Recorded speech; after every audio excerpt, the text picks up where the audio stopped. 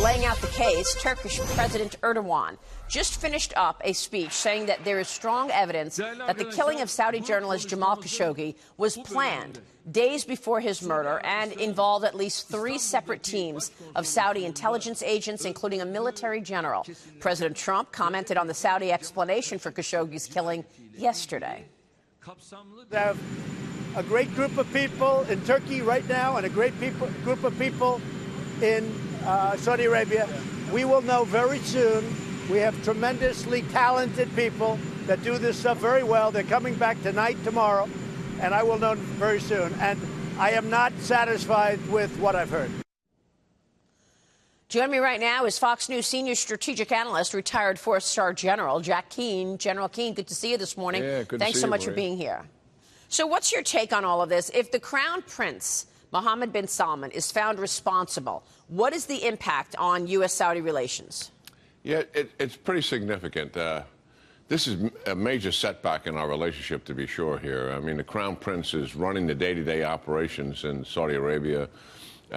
He's been a transformational leader, to be sure, despite the young age, in terms of economic, social, and religious reform, all of which any watcher that's in the Middle East, or like the United States and Europeans and China, et cetera, all absolutely agree with what he's doing.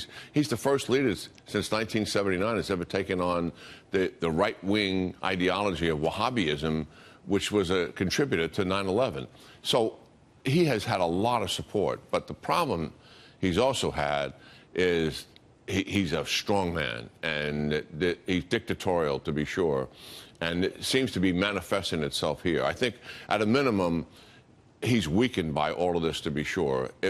If he's found to have his fingers on this in any way, I think he's likely to be removed by his father and obviously replaced. Well, that's the thing. I mean, General, we were just looking at pictures when I was sitting down with the Crown Prince in Riyadh a year ago, talking about all of these things that he wanted to do, allowing women to drive, opening up the country, putting movie theaters in place, all of these things that he wanted to do. But now this flies in the face of all of that. So, yes, we thought he was a transformational leader.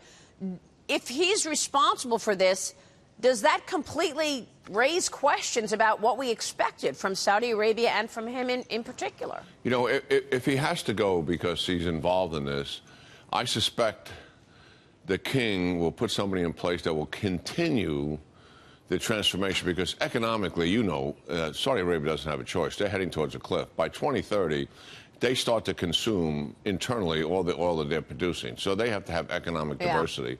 And they want to put their young people to work. 70% of the population in Saudi Arabia is under 30, and that's why Mohammed bin Salman is so popular. I think the transformation would continue, but likely, Maria, not as aggressively. It's interesting that you are now putting that out there. He could actually get pushed out. I mean, you've got people like Senator Lindsey Graham and others saying, I'm not going back to Saudi Arabia until he's out. So there is a chance he takes the fall here, you think? It's certainly possible. Real quick, because I got to get your take on the migrant caravan. Go ahead. Yeah, it's certainly possible as the facts start to come out, and it's obvious that something was clearly premeditated, planned by Saudi government officials under the auspices of the intelligence service. I mean, this is very, very close to the regime leaders. Wow. What a heinous and horrible story. We will keep watching that to see whose fingerprints are on it. Let me get your take on the migrant caravan. President Trump is vowing to use the military, General, as you know, when it comes to this now 7,000 migrants making their way north through Mexico. Here's what he said last night. The caravan, and look, that is an assault on our country. That's an assault. And in that caravan, you have some very bad people. You have some very bad people. And we can't let that happen to our country. We need a wall built fast. Fast. We have to protect our borders.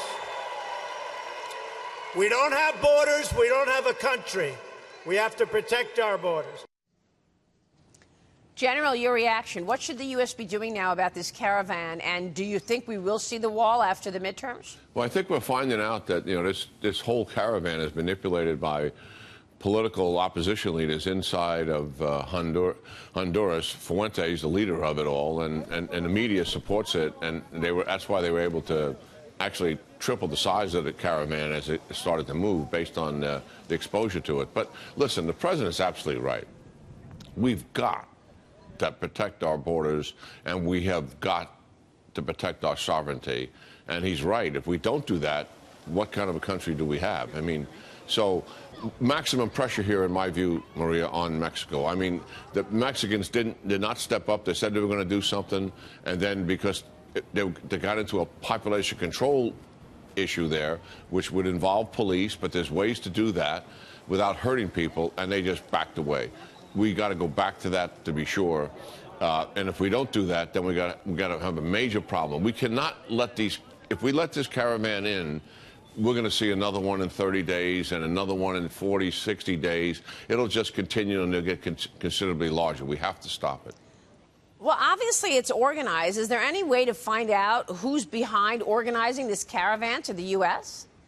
Well, certainly. I think our government leaders probably have a pretty good feel for it. As I said, it started by an opposition leader inside the Honduran country there because he wants to weaken the president, and he's using this as a reason that, you know, thousands of people are deserting the country because the president of Honduras isn't able to deliver the kind of quality of life that people deserve and not able to protect them. And there is clearly major problems in Honduras.